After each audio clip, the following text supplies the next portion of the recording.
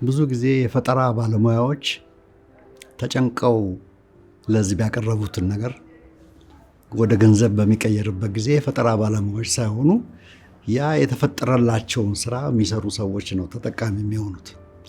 በዚህ የተነሳ አብዛኛው በሀገራችን እንግዲህ ባለፉት 30-40 ዓመት የፈጠራ ስራ ላይ የነበሩ ሰዎች በሙሉ ስራቸውን በሙሉ በነፃ አስረክበው አሁን እንግዲህ ግማሾቹ አልጋ ላይ ናቸው፣ ግማሾቹ ሞተዋል፣ ልጆቻቸውንም በትነዋል።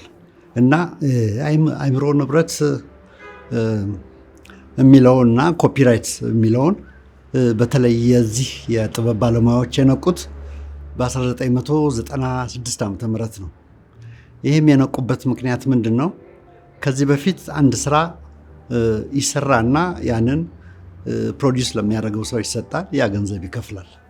ከከፈለ በኋላ ያ ሰውዬ ገንዘብ ትርፍ ካገኘ ሌላ ደግሞ ስራ አለኝ ብሎ ይመጣል። እንደዚህ እያለ ስራዎቹ ተከታታይነት ነበራቸው።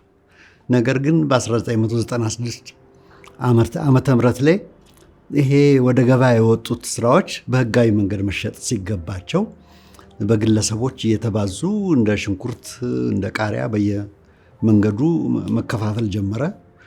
በአብዛኛውም ደግሞ ላይሰንስ የሌለው ፍቃድ የሌለው ሰው ቤቱ እያባዛ መሸጥ ጀመረ።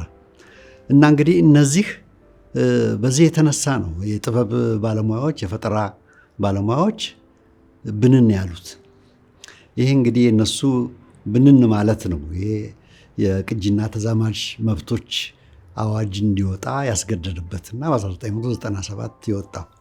ስለዚህ ኮፒራይትና የአእምሮ ንብረት በተለይ ለፈጠራ ባለሙያዎች ለኪነት ባለሙያዎች ዋና ወሳኝ ነው። ህይወታቸውን የሚመሩበት የሚኖሩበት፣ ልጆቻቸውን የሚያስተዳድሩበት፣ ለሀገር ጥቅም የሚሰጡበት መብት ነው እላለሁ።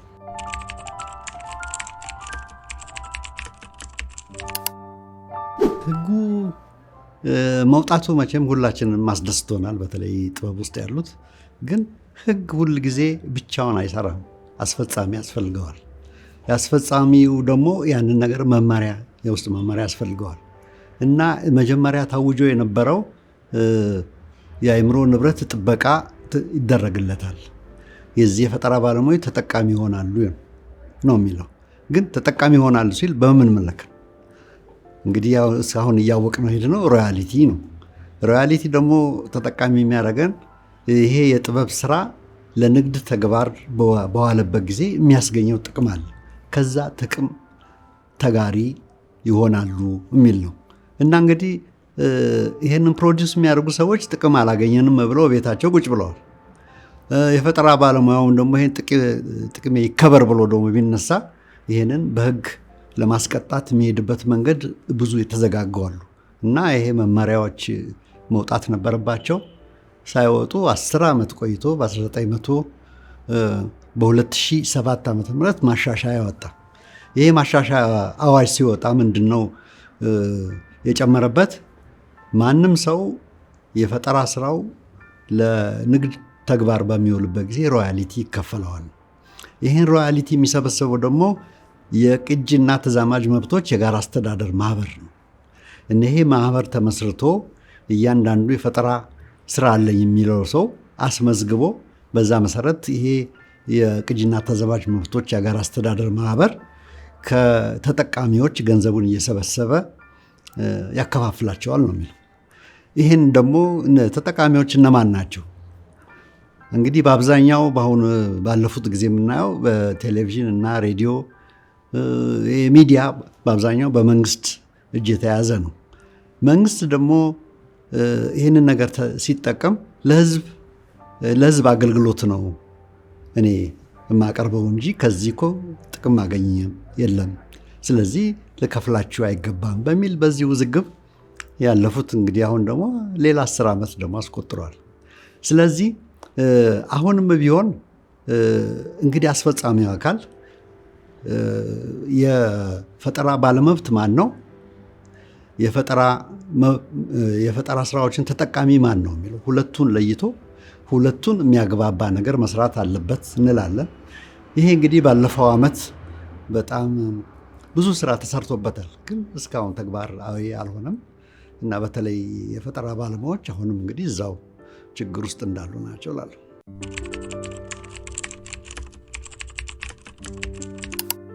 እንግዲህ የፈጠራ ባለሙያዎች ስራቸውን ለይተው ማወቅ አለባቸው። ይሄ እየተገለበጠ ኮፒ የተደረገ የሚሰራ ሳይሆን ኦሪጂናል የሆነ ስራ መመዝገብ አለበት። ይህንን የሚመዘግበው ምንድን ነው? ማን ነው? የቅጂና ተዛማጅ መብቶች የጋራ አስተዳደር ማህበር ነው። ይህ አሁን በሁለት የተከፈለ ነው። እንግዲህ እነዚህ ሁለቱን አሁን ወደ አንድ ያመጣናቸው ነው። መጀመሪያ መመዝገብ አለበት። ያ የተመዘገበው በየሚዲያው በሚተላለፍበት ጊዜ እያንዳንዷ የተቆጠረች የከሌ ዘፈን በዚህ ደቂቃ ውስጥ በዚህ ሬዲዮ ጣቢያ ወይም ቴሌቪዥን ጣቢያ ተላልፏል የሚለው ቁጥጥር ተደርጎ ከዛ በኋላ ለእያንዳንዱ ተመን ይወጣል። አንድ ዘፈን 4 ደቂቃ 5 ደቂቃ ሊጫወት ይችላል። በ4 እና በ5 ደቂቃ ውስጥ ይሄ ዘፈን ምን ቫልዩ አለው ዋጋ አለው የሚለውን ነገር ተለይቶ በዛ መሰረት ነው ቁጥጥር ተደርጎ ገቢ ከተገኘ ያንን ገቢ ለፈጠራ ባለሙያዎች ይሰጣል የሚለው ይሄ መንገዶች መስተካከል አለባቸው።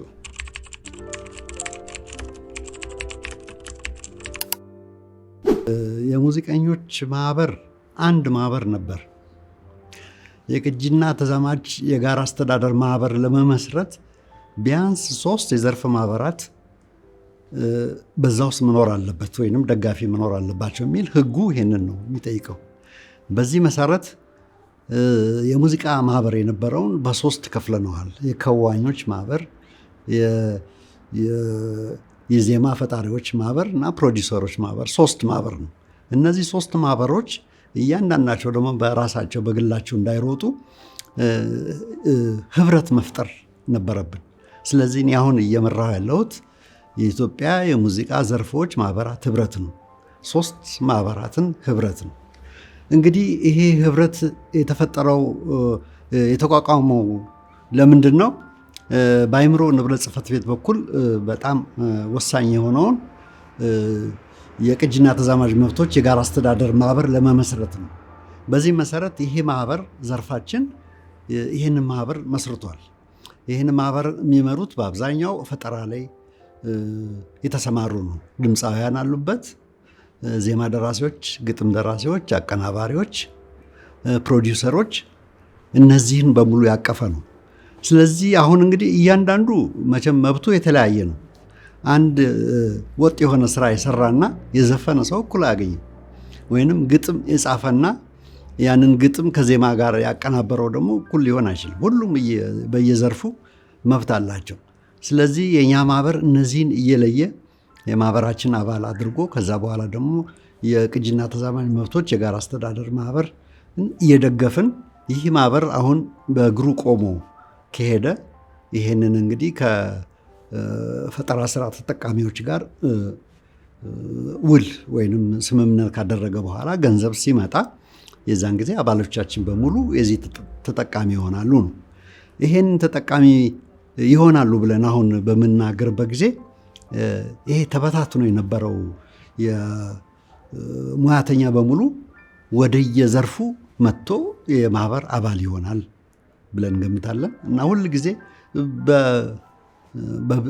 በህብረት ነው ማስፈጸም ይቻለው። ግለሰብ ሮጦ የትም አይደርስም። አሁን አየለ ማሞ ከ400 ከ500 ዜማዎች በሙሉ ሰርቷል። ለምንም ተጠቃሚ አልሆነም። ግን ብቻውን ቢሮጥ ከየትኛው ቴሌቪዥን ነው ከየትኛው ሬዲዮ ጣቢያ ነው ሄዶ የሚጠይቀው? ደግሞ አናቅህም፣ እንደውም ያንተ አይደለም ይሄ ዘፋኝ ነው ሊሉትም ይችላሉ። ስለዚህ ህብረት በጣም ወሳኝ ነው። ይህንን እንግዲህ ከገባን እንግዲህ አንድ 10 ዓመት አካባቢ ሆኖናል።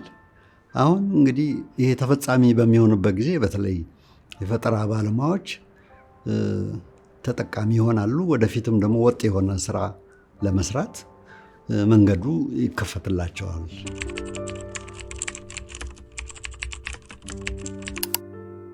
እኛ ጋር እኮ ምንም አልተከበረም፣ ገና አልጀመርንም።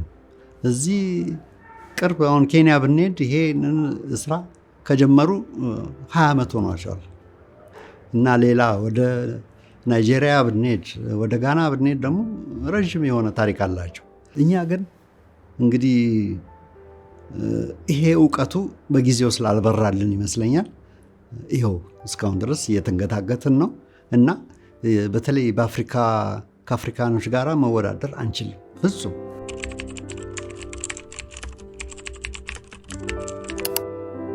መብትን ለማስከበር ዋነኛው ህግ ነው። ህግን የሚያወጣው መንግስት ነው። መንግስት የማያሻማ ህግ ማውጣት አለበት። ካወጣም በኋላ ደግሞ ይህንን የሚያስከብር አንድ መስሪያ ቤት ተመስርቷል። ይሄ መስሪያ ቤት ስራውን መስራት አለበት። የፈጠራ መብት መከበር አለበት ብሎ ጠንክሮ መስራት አለበት።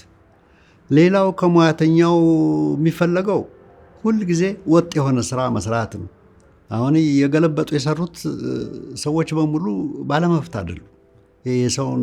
የሰውን ስራ እየዘረፉ ነው ማለት እችላለሁ። እና ሙያተኛ ሁል ጊዜ የሰውን ኮፒ አድርጎ ከመስራት የራሱ ወጥ የሆነ ስራ ላይ ትኩረት ማድረግ አለበት። ህዝብ ያው እንግዲህ ተጠቃሚ ነው፣ የዚህ የኪነ ጥበብ ተጠቃሚ ነው። በህዝብ በኩል ምንም ብዙ የምንጠይቀው የለም፣ አድናቂ ነው። ህዝብ ባደነቀ ቁጥር ነው ሚዲያዎችም የሚያስተላልፉት። ስለዚህ ህዝብ ያው ጥሩና መጥፎ መለየት አለበት። ለጥሩ ምስጋና መስጠት፣ ለመጥፎን ደግሞ ማውገዝ እና እንደው አለመስማትም ያስፈልጋል። ሌላው በሙያተኛው መብቱን ለማስከበር ጥረት ማድረግ አለበት። መብት እንዳለው አያውቅም፣ ግን መብት አለው። እንደሌላው መኪናህን በግልህ እንደምትይዘው፣ ቤትህ እንደምትይዘው፣ ልብስህን እንደምትይዘው ሁሉ የፈጠራ ስራህንም ልክ እንደዛ ጠንክረ መያዝ አለብህ። ሌላ ሰው ይህንን ባላግባብ በሚጠቀምበት ጊዜ ህግ አለ፣ ይወጣል ያለ በህግ ያንን ማስከበር ይኖርበታል እላለሁ።